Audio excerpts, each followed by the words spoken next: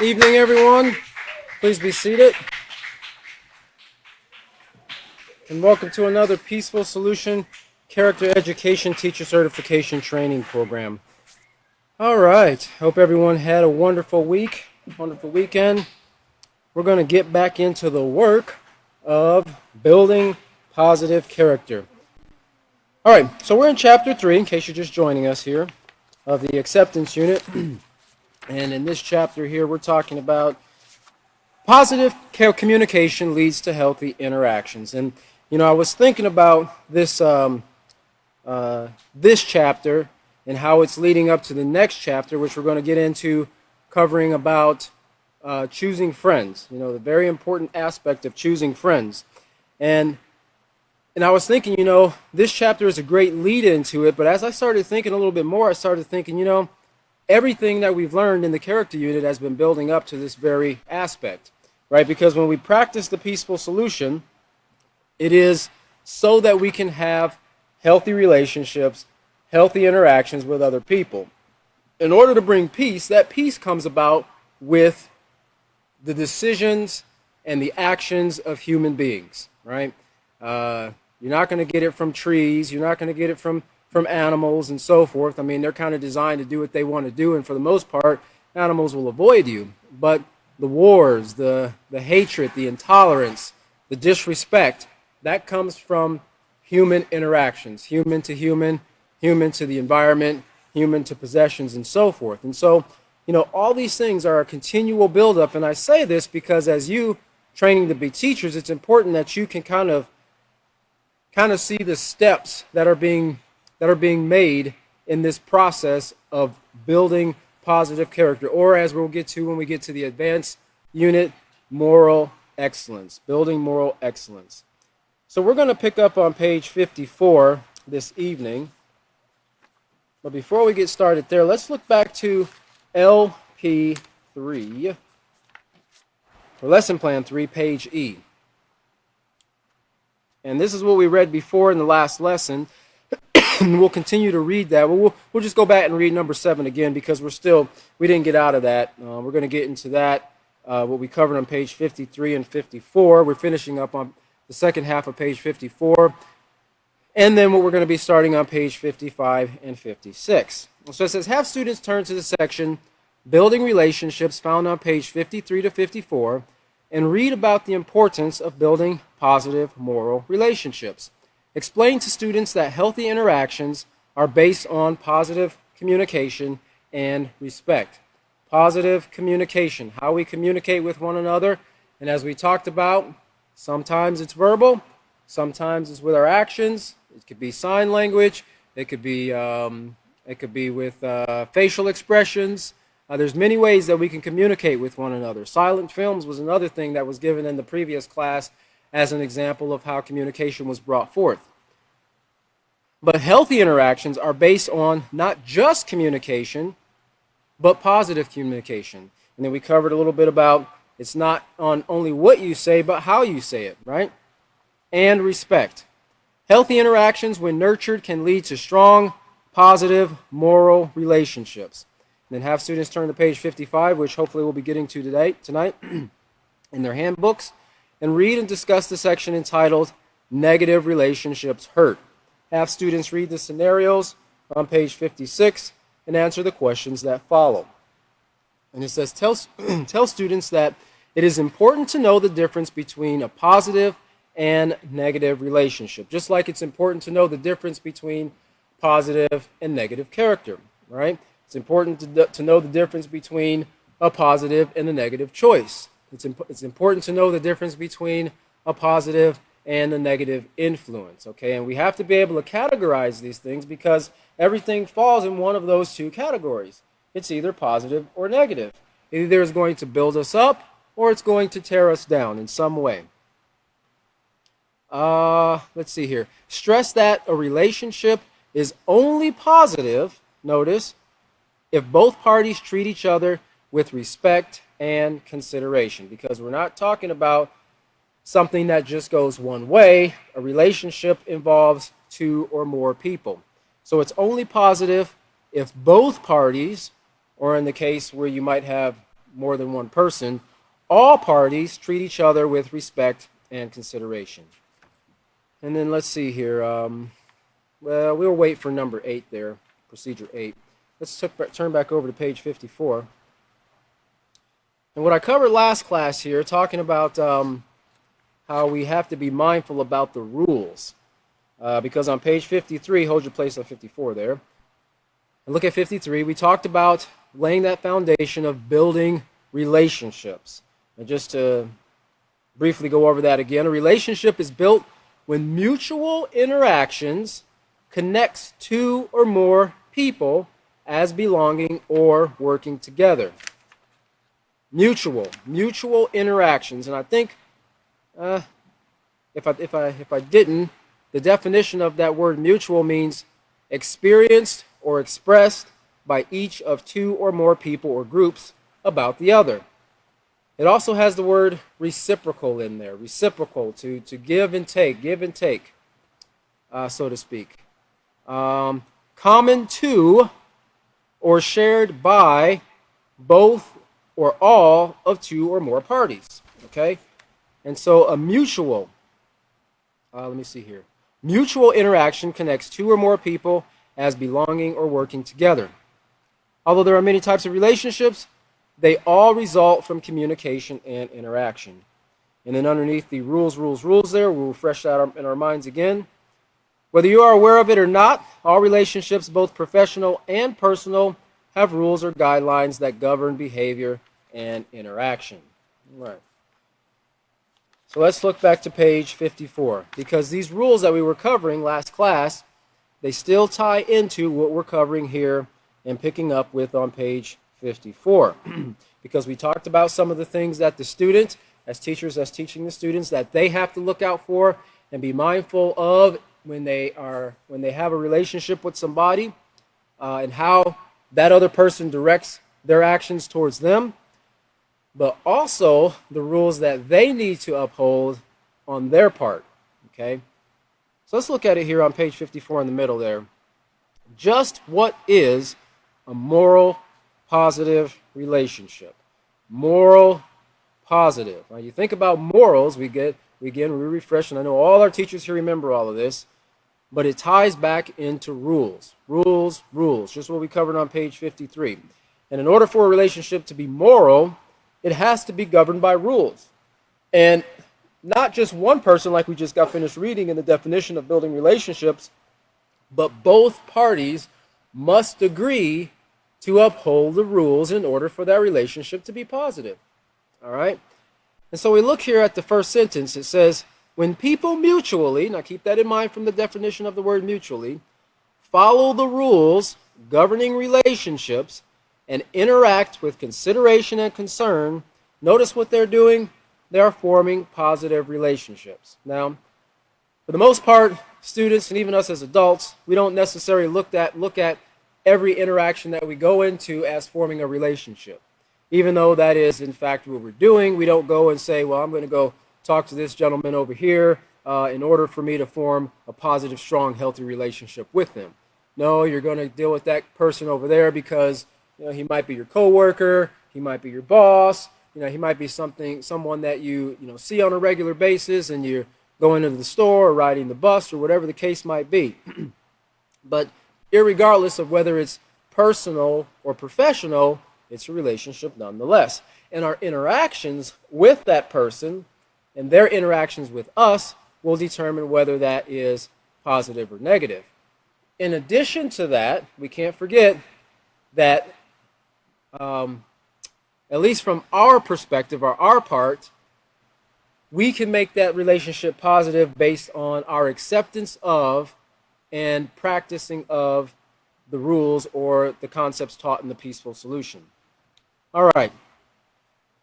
So let's look, I want to break that down a little bit here, because what we're going to be covering is some of the rules that govern relationships, and we keep that in mind. And of course, I don't have to ask you, because I know you remember this. When we think of rules, another word that's synonymous with it is what we see in that headline there is morals or morality, or our willingness and our diligence to keep those rules. Remember, when we consistently practice the rules, when we consistently demonstrate a positive character, consistently is the key there, as seen through our actions and our attitude, that puts us in the category of being a person of integrity.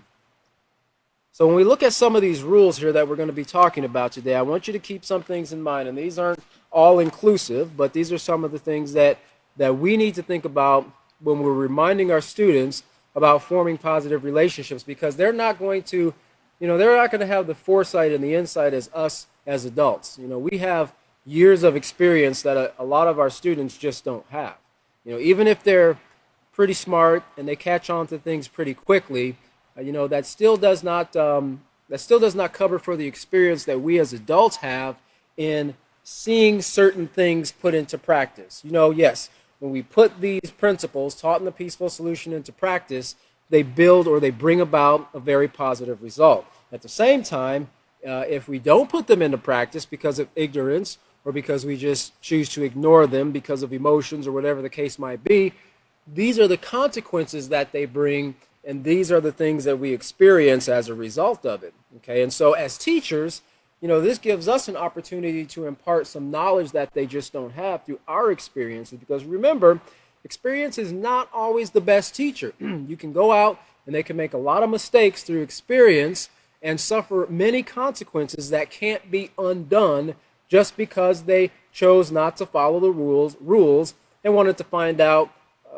maybe if there was a better way of doing something.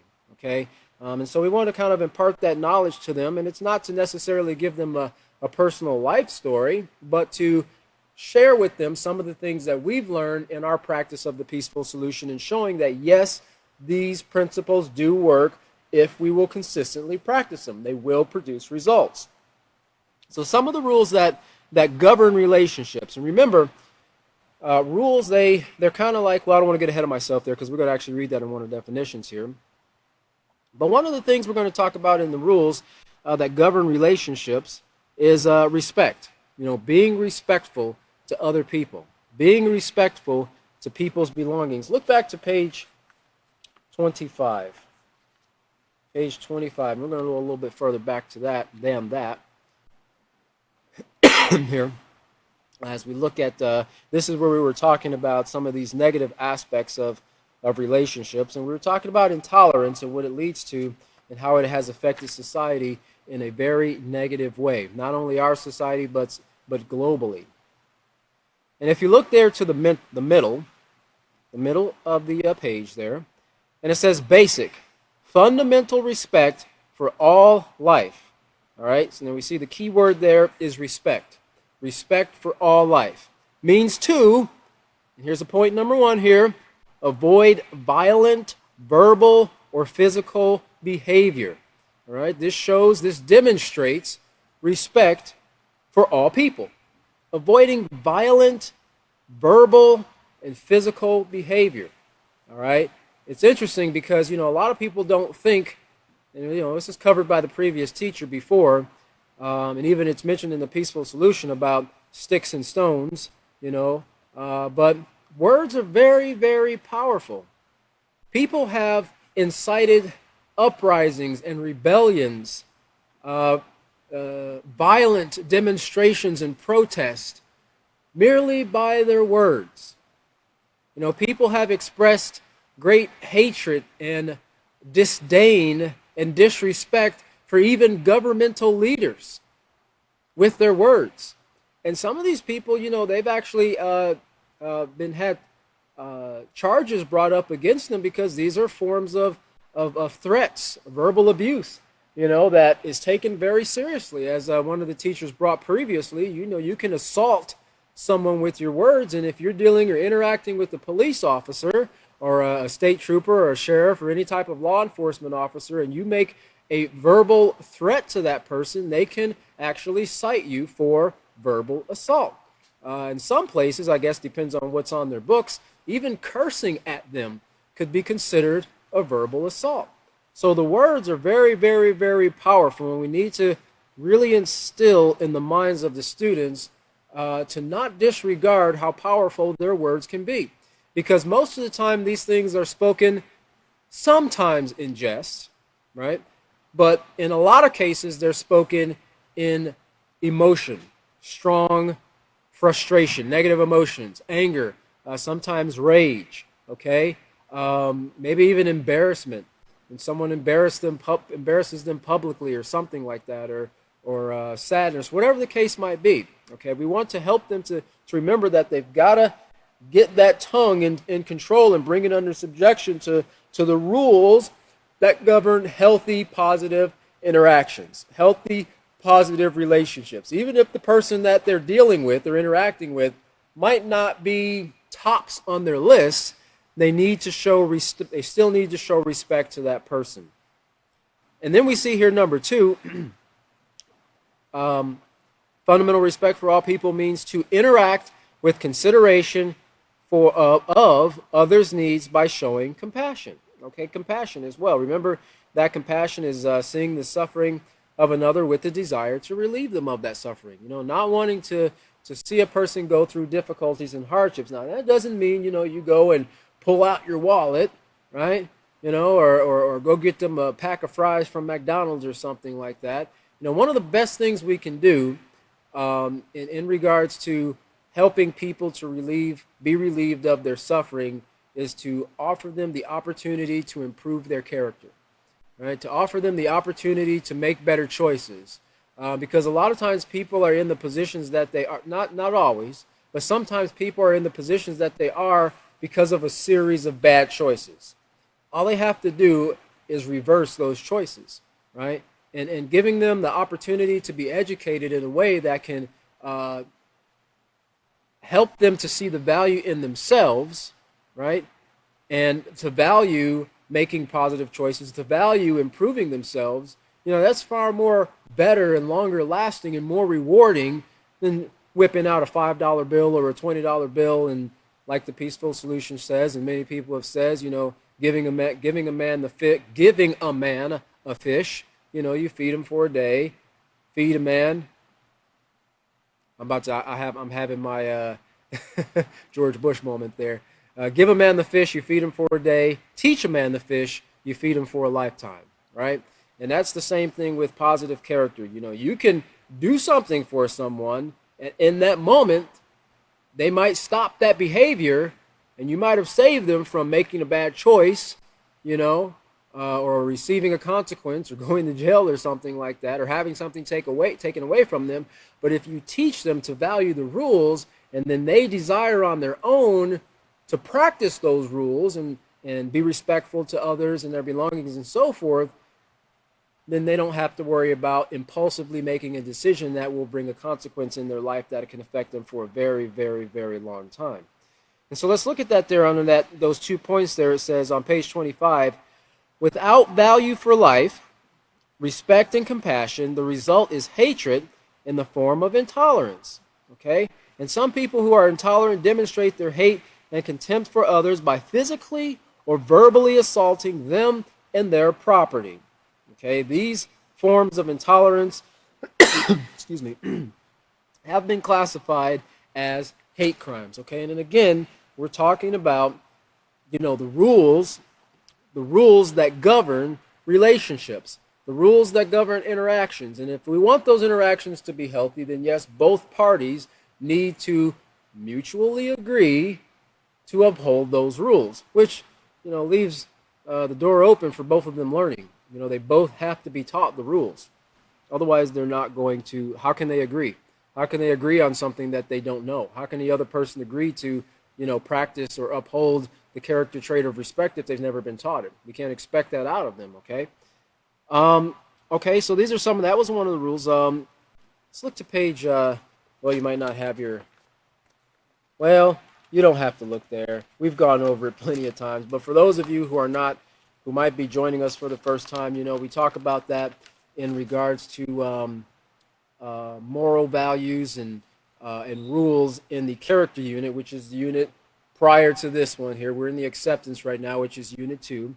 And we talk about the point I wanted to make there, but you can write down for your notes, page 8 in the character unit in chapter 1, in regards to morality being divided into 3 basic categories. And And we talked about or taught about these three basic categories in regards to behavior and attitude towards all life. Okay, because remember what we're covering and we're talking about. We're building up to a point here where we're going to get into chapter 4 on choosing friends. Okay, behavior and attitude toward all life, human, animal, and plant. And of course, behavior and attitude towards possessions and property. And environment is important, but just for the sake of what we're talking about in regards to relationships here, we can affect one another in our relationships with how we interact with them, other human beings, and how we interact with or choose to interact with those people and their possessions. Okay? Remember, if we, as was mentioned in the previous class, if we don't respect the rights of ownership, we don't respect our siblings or our friends, our parents, our co-workers, our bosses, whoever it is, everything belongs to somebody. And the sooner that we can get our students to understand that, the sooner we can prevent or work on eliminating problems that have arisen as a result of not respecting or upholding this rule or this boundary that is set in regards to morality and behavior and attitude towards possessions and property. And just real quick here, just to refresh our mind, I don't want this ever to grow, fade in the background here. So occasionally we do go back and reread these things, not the whole thing, but just key points. In regards to behavior and attitude towards all life, moral principles in regards to human life means here, notice, acknowledging and accepting that life is valuable and all people have the potential to contribute to society. When you have a moral attitude towards others, you accept and appreciate we, us, as the reader, the learner of these lessons, the student of these lessons, which we all are, students of the peaceful solution. We accept and appreciate that they, even that person who seems to always, scowl at you when you come into work or when you see them in the hallway, the person who seems to not really ever have a kind word to say about you or about anybody else for that matter. We appreciate that they have the right, yes, they even have the right to live in peace, safety, and security. Notice here, you can demonstrate a moral attitude by being respectful towards all people. And this means not taking advantage of others. Well, he did this to me, so I'm going to go ahead and charge him extra when he brings his car in next time to get it serviced. Or when I have to go and do a work order for this person, if you are in a field where you might do work orders if you're in a maintenance position or something like that, what that falls into the classification is retaliation, being retaliatory because someone did something to you that you don't agree with, okay? So we want to be very careful about that. But it means not taking advantage of others, but rather showing them care and concern. And then it says here, let's see here. I wanted to look at, on page 10, because we talk a little bit about possessions and property, and in dealing with relationships, everybody has belongings, and we must follow the rules, the mutual rules. We must mutually agree to, that is, mutually agree to the rules in order to have positive relationships. Under what's mine is mine and what's yours is yours, on page 10 in the character unit in the first chapter, it says, behaving morally in regards to the possession and property of others means to recognize that everyone everyone owns things. Even if we don't know who the owner is, believe it, it belongs to someone, right? And unless we have permission, we shouldn't mess with it. We shouldn't take it. We shouldn't use it. We shouldn't touch it. We shouldn't borrow it unless we do have permission. Everyone owns things and values what they own. What one person values, another may not. But it is still necessary to respect the possessions of others, just as you will want your just as you will want your belongings respected. And then we talk a little bit about there in rights of ownership. And if you look over to page 11, you can look at that second to last paragraph there. It says a moral person, remember a moral person is one who follows the rules, recognizes that the rights of ownership are extended towards items that are lost, right? Imagine, working with someone and here you misplace a belonging, or maybe your belonging just ends up being misplaced. Maybe someone came and took it from you without asking, and they set it somewhere, and somebody else came and took it from them. Only to find out that the very person that you're working with, who maybe have a pretty decent relationship, you find out that here they are, your tool is in their toolbox, right? Or your belongings are in their closet, or whatever the case might be. That might create a little bit of of a conflict there. That might create a little bit of a feeling of distrust with that person, because your question in your mind might be, well, you knew this wasn't yours. Why didn't you look to find the owner? Okay, well, we have to go back to the fact that maybe they weren't trained to understand the rights of ownership, or to recognize the rights of ownership, to value the rights of ownership, and to understand that everything belongs to someone. Okay, and people have ownership or rights of ownership extended towards items that are lost. In other words, lost items still belong to the owner, and the owner is therefore entitled to have his property returned. All right, and so we see that in regards to possessions and property. Again, this is another one of the rules that govern relationships, respecting life and respecting possessions and property, and even things that's extended to things that are lost. Then we look at, let's see here. Let me go back here to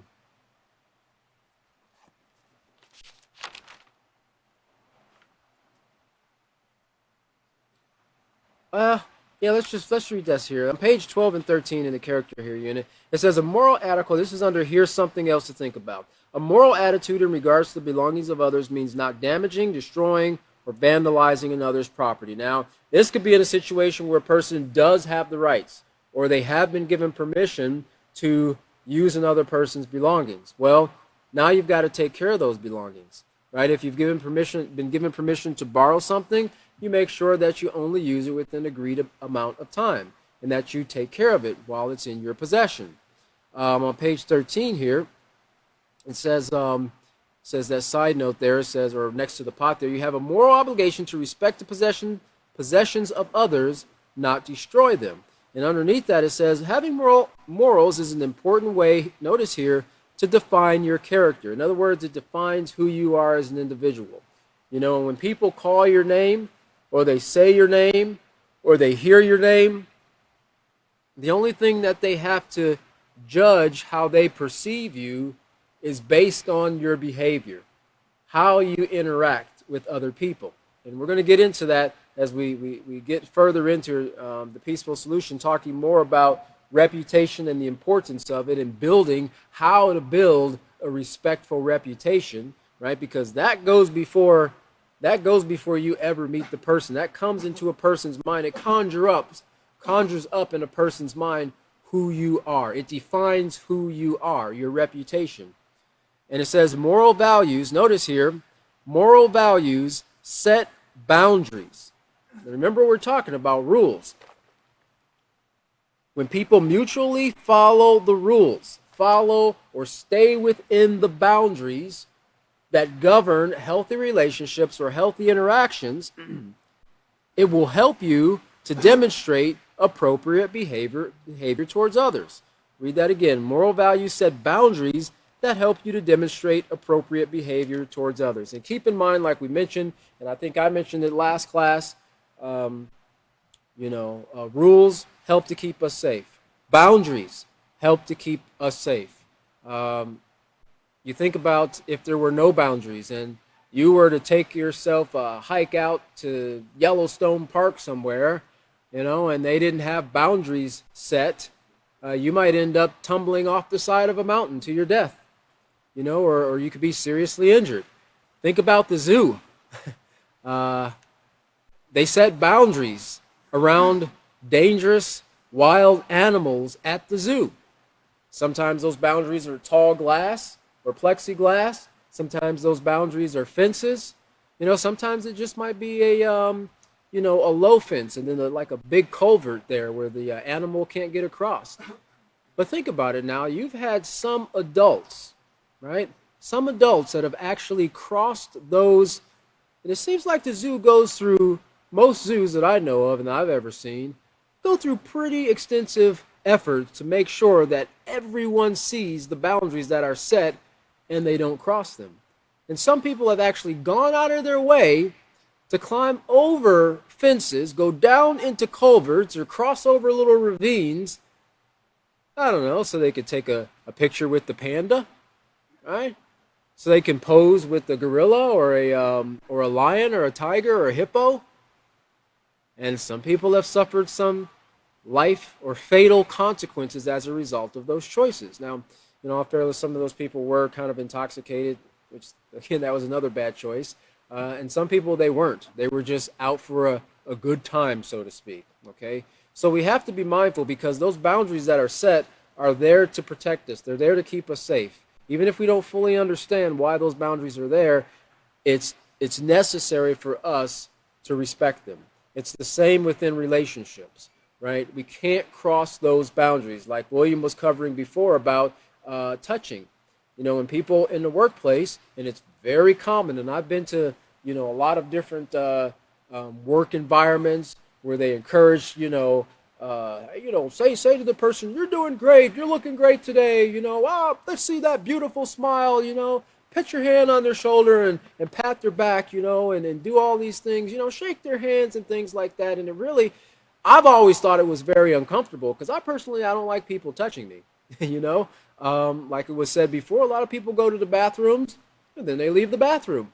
They don't wash their hands or anything. Sometimes they don't even flush the toilet when they leave, and you're left with a surprise. And so, it creates a very uncomfortable situation for people, especially when others of the opposite sex are coming and laying their hands on you. Even people of the same sex, man to man or woman to woman, come and put their hands on you. It kind of is getting into your personal bubble, your personal space, and they're crossing a boundary that is set because they didn't even ask. They didn't even ask, is it all right if I put my hand on your shoulder? Is it all right if I shake your hand? Right? And asking can solve, it can be a preemptive measure in solving and preventing a lot of conflicts. But of course, we've got to teach people the value of doing so. And so here, moral values, I'll read that again, set boundaries that help you demonstrate appropriate behavior towards others. So don't go put your hands on people. Teach your students, encourage your students, because, in a lot of cases, in a lot of schools, I've seen where students will come in, and sometimes guys do it, and they'll come in and they'll see the young ladies or whatever, oh man, hey, how was your day? And, come in and give them a big hug, and sometimes people are a little bit too nice, or they're shy, or they're bashful, or they're not confrontational, and they'll go ahead and they'll subject themselves to it, but you can see in their face they're really not comfortable with that. They're really not comfortable with somebody coming up and giving them a hug, but they're putting them in a very uncomfortable position because they're not respecting the rules or the boundaries that are set there. So when you think about rules, think about boundaries, like we just read there. All right, so let's move down here to positive relationships. All right, it says positive relationships, so covering what we just talked about, they are respectful. And notice here, they motivate you to make moral choices. That is, those who you are in positive relationships with, right? Because remember, a relationship is two or more people, all right? So it's not just being around or being involved in a relationship as a word. It's interacting and being around or working with other people, and those people will motivate you as an individual to make moral choices. On the same hand, you will be a motivating factor in their life to encourage them to make moral choices, to make positive choices, to make healthy choices. Remember, because friends and the people we choose to associate with on a regular basis, they influence us, okay? And friends have a tremendous ability to influence the way we think, feel, and act. So we want to make sure that we're surrounding ourselves, and we're going to cover that a lot more in chapter 4 here, with positive friends who will help us in building positive relationships. Notice it also says here, positive relationships fulfill your need to be accepted and belong. And there's nothing wrong with that. Sometimes as guys we feel, I don't don't need all these people. I don't need friends and this and that. Remember, no man's an island, right? And it's interesting because I've got a little information here, regarding uh, social interactions. Interactions. When I mean social, I don't mean online. I mean just people to people interactions. Long before Facebook or any form of social media was out, there were people who actually just talked to each other, actually face to face. Real faces, right? Um, it's very vital, to our health and in our environment. We're going to read a little bit about that. But they fulfill your need to be accepted and belong, because people want to be accepted. Okay, even if they might be a little too stubborn to admit it, they want to be accepted. They want to belong, and you'll find that when people don't have, healthy relationships or healthy friends, or great, positive support group or individual that they can go to and confide in, or to get encouragement from, or maybe even to vent, they'll resort to other things that helps them to feel that acceptance, or helps them to feel better, or in a way, to some degree, that a person who would encourage them in the right direction would, right? They'll sometimes people will resort to drugs, sometimes they'll resort to alcohol, sometimes they'll resort to, binging on certain things. Could be food, could be television, whatever it is. They're trying to fill a need, and it's a need that can't be filled except with, in a lot of cases, healthy relationships. And there's nothing wrong with healthy relationships. We do need friends. We do need people to encourage us, right? And the more we're able to recognize that, the healthier we'll become. And I'll show you some of these scientific studies that have been made on this.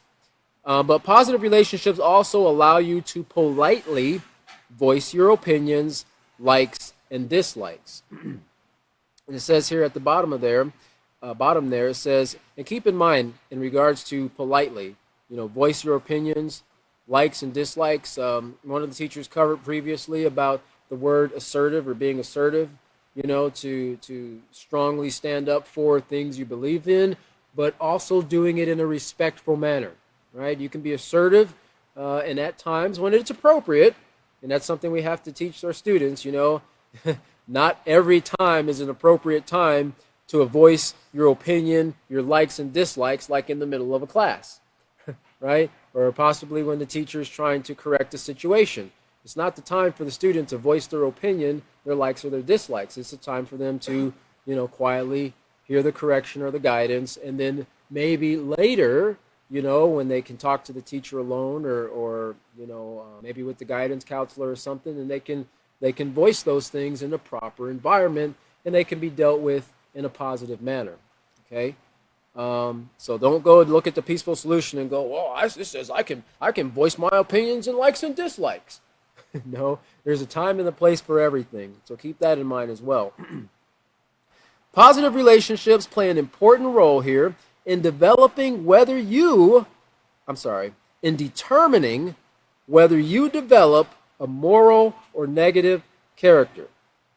All right. Now, every word here in these manuals, in these books, are very important. Don't take them lightly. Now, everything that we've learned in the character unit, and in the first two chapters, and in this third chapter of the acceptance unit, they all tie into this. So we don't disregard what we've learned in the character and what we've learned in how to recognize and develop a positive character.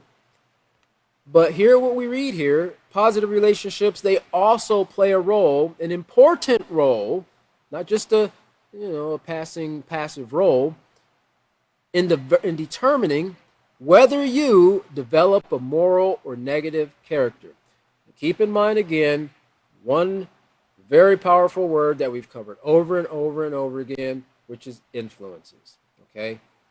So be conscientious to treat others fairly and with respect, because your impact on that person is also going to play a role in whether they develop a positive, a moral, or a negative character. Because this shows value for life and that you have a positive moral character. So now, in regards to the importance of, excuse me, I wanted to talk to you about here in positive relationships. Um, just to show you how important, and many people have done some studies on this information because people who have I think I've watched a documentary one time on even in the environment of a prison. Okay, you have, and I'm not an expert, but I know in prison you have several different areas.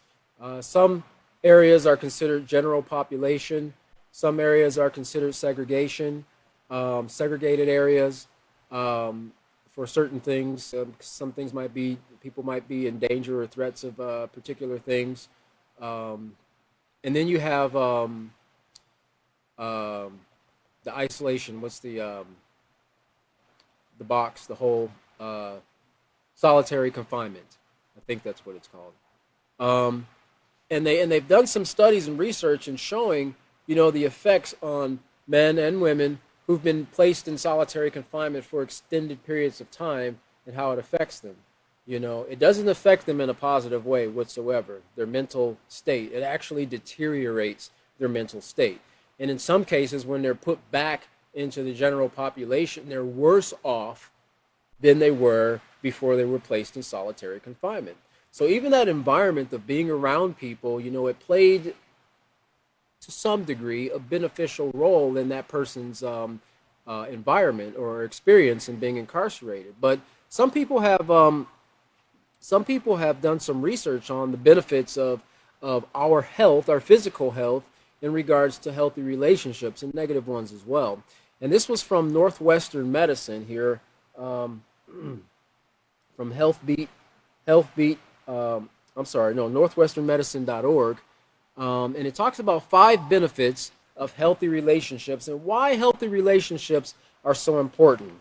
Okay, and our students aren't going to realize this, but it's important for them to understand this and learning at a very young age to form positive, healthy interactions and communication through their communication, through their respecting of the rights of ownerships and choosing friends, and even when they choose spouses and mates, husbands and wives as they get older. Because what they learn now is going to be foundational for making those choices in the future, so they won't find themselves in and out, in and out, in and out of relationships. Because a relationship must be based on, it must solely be based, or primarily, I guess I should say, not solely, but primarily based on character, mainly. So it says why healthy relationships are so important. It says, as humans, the relationships we form with other people are vital to our mental and emotional well-being and really our survival.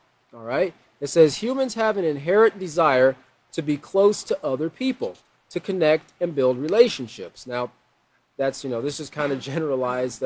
Some people they've been affected in some negative way by somebody or some group of humans in such a negative way that they want to go out and live in the mountains by themselves. They don't want to be around any humans. But for the most part, we have a desire to be around other people. And it says here, that's because the fact of the matter is healthy relationships, and then it could be between a man and his wife, a father and his children, friendships, whatever the relationship it might be, they all count. And they can help make life healthier overall. And here it talks about even our behaviors. It says healthy relationships set the perfect tone for an overall healthy lifestyle. Now, this is not all inclusive of just, you can't learn how to have a healthy relationship unless you learn the foundation of what builds it. So we keep in mind what we're learning about character development and so forth here. If your spouse, friends, or other loved ones encourage eating healthy diet, exercising, not smoking, etc., you're likely to follow in their footsteps. It's a lot easier to take on healthy behaviors when you surround yourself with people who are doing the same. All right, and we've already covered that in regards to the people that we choose to associate with, and the positive and the negative influences, and being very mindful of who we choose to, so to speak, allow in your inner circle, right? Not that you cast other people out or whatever, but there's nothing wrong with being very selective about the people we choose to closely associate with, because they're going to affect us one way or the other. They're going to influence us, have the potential to influence us one way or another. They also found that it brings about longer life. Speaking of adding years onto your life, research suggests that having healthy social relationships makes a bigger impact on avoiding early death. Let me read that again. Getting my tongue all tied here. It says, speaking of adding years onto your life, research suggests that having healthy social relationships makes a bigger impact on avoiding early death. That makes a bigger impact on avoiding early death than taking blood pressure medication or being exposed to air pollution. Okay. One thing in part with that is because, in part is the influences and the things that you choose to do are always going to be that which builds your mind, builds your health, right? And your friends, they're going to encourage you to do things that are healthy and beneficial. Hey, you really, you might want to check that out before you eat that. I've read, because I've educated myself, that that's not very healthy. Or before you drink that, that's not very healthy, right? And you still have to make the choice, but a positive friend will do that. They'll set something before you and give you the opportunity to make the decision. Set something positive before you. Now this one here is from the University of Minnesota here. It says why personal relationships are important. It says healthy relationships are a vital component of health and well-being. All right, and you can exchange that word well-being with character, right? Because this is what we just got finished reading here. They help in development of a moral or negative character. There is compelling evidence that strong relationships contribute to a long, healthy, and joyful life. Conversely, the health risk from being alone or isolated in one's life are comparable to the risk associated with cigarette smoking, blood pressure, and obesity. And we talked a little bit about living longer, and they had a study of 140, they did a review, of 148, not people, not groups, but 148 separate studies, and they found that people with strong social relationships, now when we think about strong, think about moral, think about healthy, right? Think about positive, are 50% less likely to die prematurely. Probably because somebody is saying, hey man, you shouldn't drive 120 miles an hour on the interstate. I appreciate it if we can make it there in one piece, right? They're going to encourage you. Friends are going to encourage you to make better decisions, not to engage in risk-taking impulsive decisions and so forth. Similarly, Dan Buettner's Blue Zones research calculates that committing to a life partner can add 3 years to your life expectancy. Now again, that doesn't go with just any partner. That goes with a partner who will mutually follow the rules that govern relationships. And we won't go through all this here, but some of the other things that it helps you in dealing with stress, that is strong, healthy relationships. In a study of 100 people, researchers found that people who completed a stressful task experience a faster recovery when were reminded of people whom they had strong relationships. Talks about being healthier. It says research indicates that strong relationships contributes to health at any age. Strong relationships contribute to health at any age. So, as teachers, we need to keep this in mind in regards to our relationships between us and our students. In teaching parents, their relationships between them and their children. Siblings to siblings, children to parents, and so forth. You can actually improve the health of the individual, because most of us know what stress does to us, right? We know how stress puts a burden on our body and our adrenal system, our cardiovascular system, and so forth. And that's some of the things that they found in here. It says, more generally, a 2012 International Gallup poll found that people who feel they have friends and family to count on are generally more satisfied with their personal health than people who feel isolated. And it says, moreover, working with healthy people increases your own likelihood of health. In their book, Connected, I'm not even going to try to screw this guy's names up. He found that non-obese people are more likely to have non-obese friends because healthy habits spread through our social networks, right? Because you tend to start to imitate. Remember what we learned in, I believe it's chapter 3 of the character unit in, I believe it's chapter 3 or chapter 4. Yeah, chapter 3. Value, imitate, and practice. We need to find role models. And sometimes our friends and our peers, they can be role models, positive role models to us. But either way, we want to make sure that we're not, willingly engaging and forming strong bonds with people who have negative habits, who have negative traits, who are going to be able to influence us in a negative way. Because eventually, if we're not careful, we're going to start to form those same habits, and we'll be doing the same things that they're doing. So let's look over here to page 55.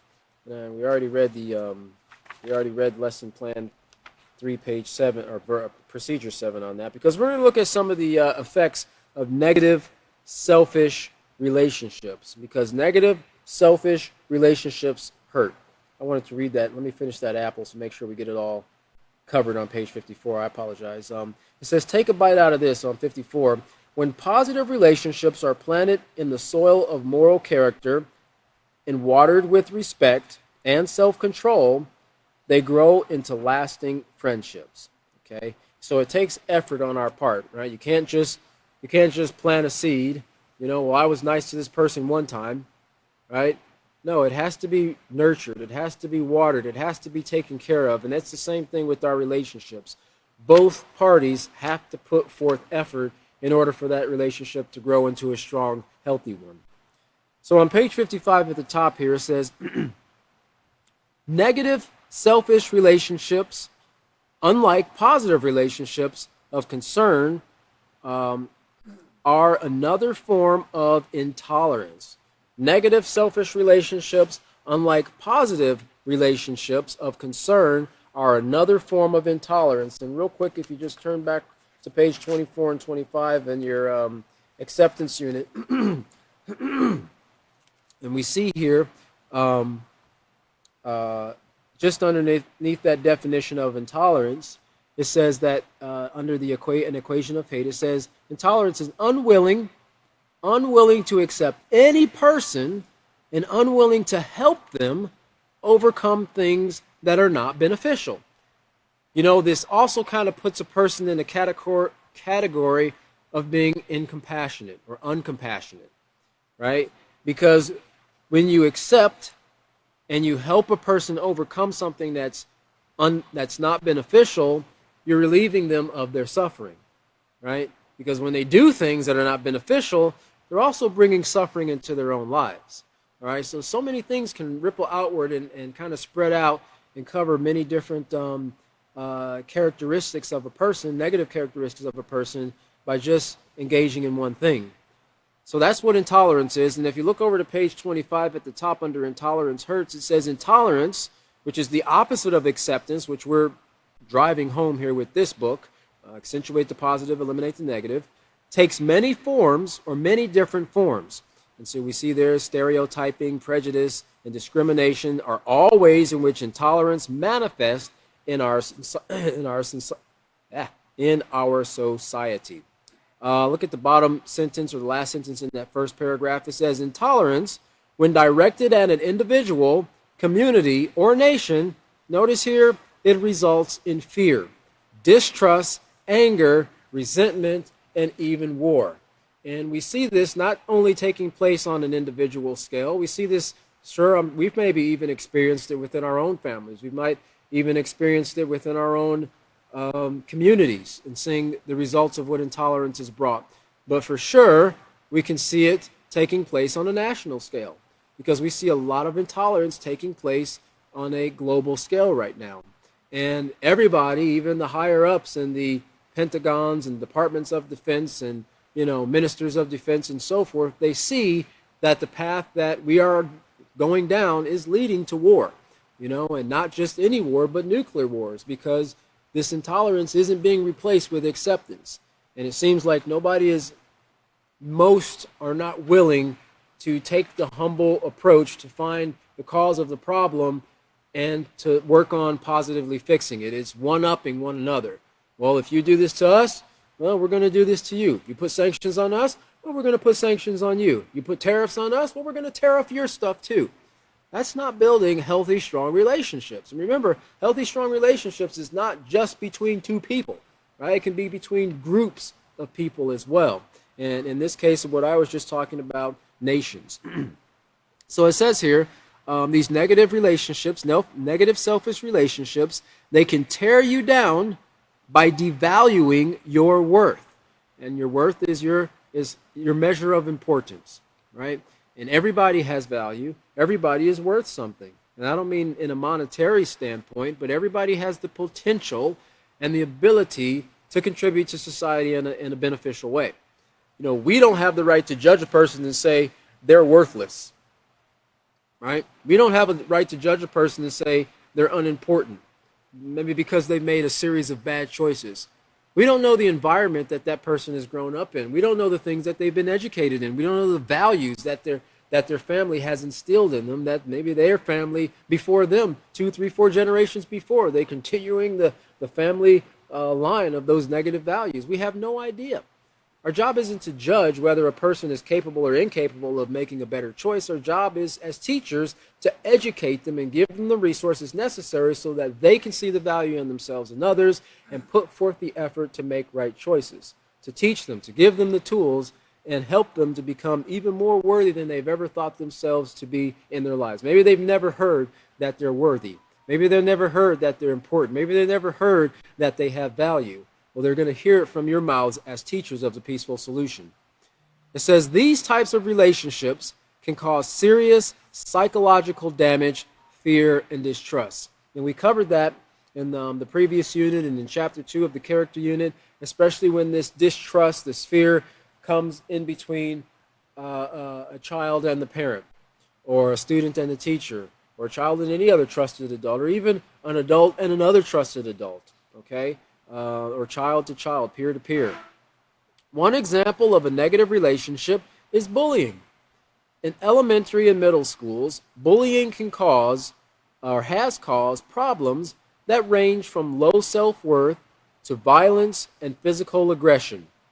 Often people accept being abused or bullied because, notice here, they think it will help them fit in with the crowd and be accepted.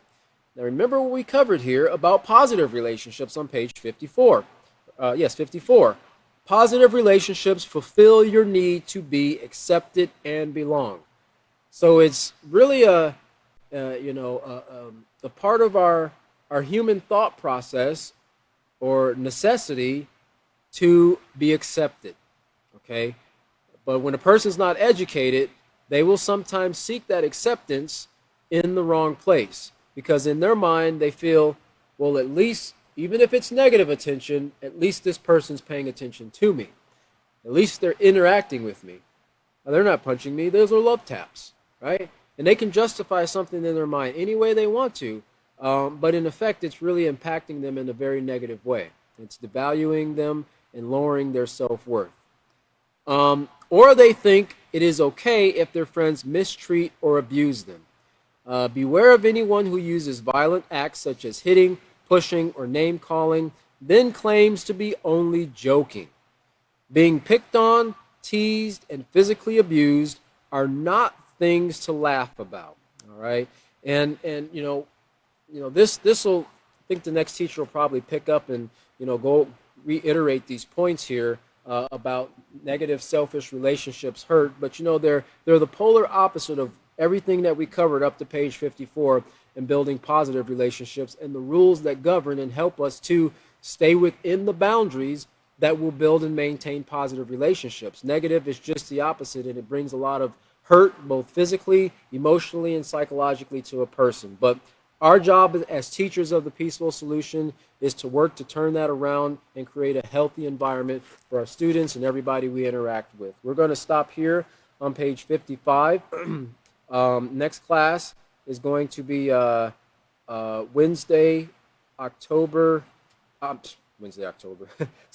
1st at 5:30 p.m. Central Standard Time. We look forward to having you with us again. Thank you very much and have a wonderful evening.